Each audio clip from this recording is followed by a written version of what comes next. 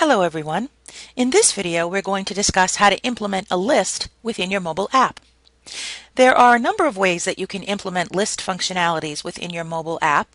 In this particular video we're going to talk about the simple level of list as opposed to the advanced list. We will have another video available that talks about advanced lists and building relationships for complex data apps. But for this particular video we're going to focus on the basic list functionality. In this case, there are two ways that you can implement list function within your app. You can utilize a tab right here in the tabs section of the Snappii WYSIWYG editor, or with an element also called a button. We're going to start with the button, and if you scroll down alphabetically you will see the list button right here. You can drag that over to a screen within your app and you will see a number of fields to be filled out. You have the availability of selecting an icon for your list, and you can do that by choosing any number of pre-built icons that we have available in our library. You can upload one from the computer, or you can find one on the web by entering a search string. In this case, I'm going to just select one from our icon library and click OK. You can label and title your list. The label of your list is the name of the list itself that is going to show up associated with your button. If you're not doing something obvious with text inside your icon that lets your user know what this button represents, you may want to actually give it a label. If the icon that you have specified actually has some identifying text within it, then there isn't necessarily a need to also label your list. You can change the height and width of your icon.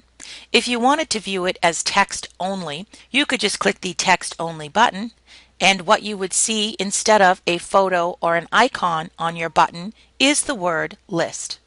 Now right here you can see list view template and detail view template. The template that you select both for your list view and your detail view allows you to pull in information from the spreadsheet that you're going to be uploading.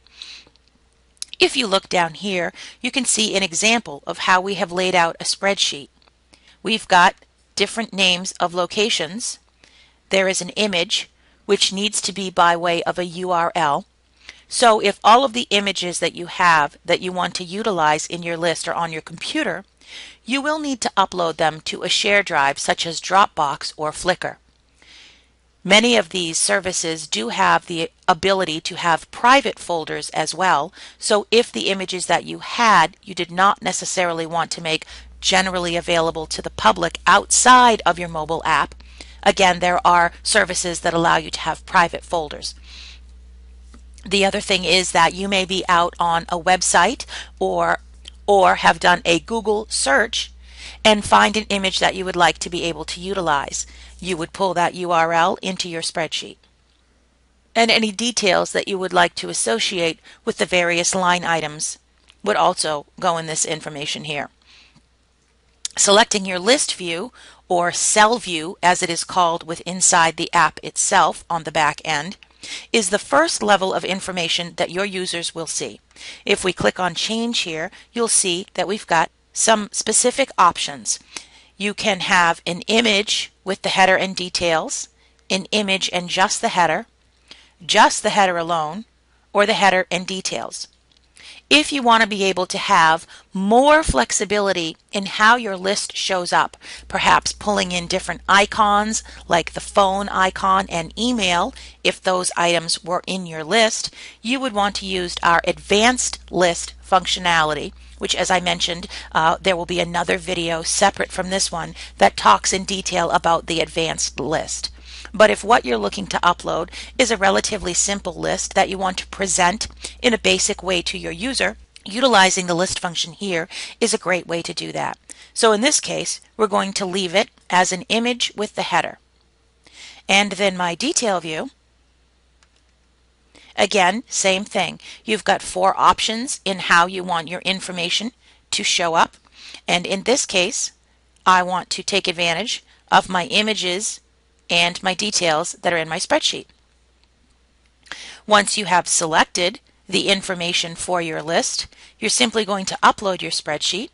And in this case, I'm going to go to a spreadsheet that I have already created.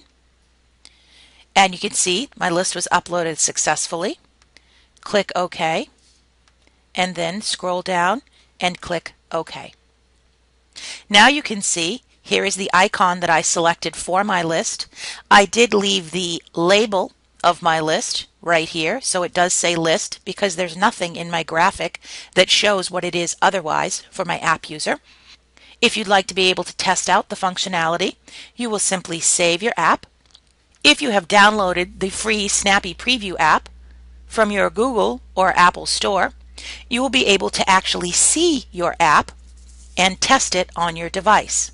The difference between a button and a tab is that with a button, I can drag it and drop it over to a screen like this, put it anywhere I would like on the screen, and have other buttons with other functionality also on that screen. With a tab, for example the List tab, if I pull it down here to my tab bar, when the user clicks on my List tab or my Favorites tab, as you can see here, the only functionality that is going to be related to that tab is the Favorites.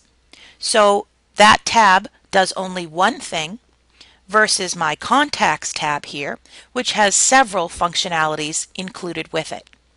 So to use our List tab, we're simply going to drop it down to the tab bar, and you can see here that you see exactly the same information you saw when you were using the List button. So the functionality underneath the tab and the button is exactly the same. The only difference again is that when utilizing a tab, the only thing you can have in that tab is that specific function, for example, a list.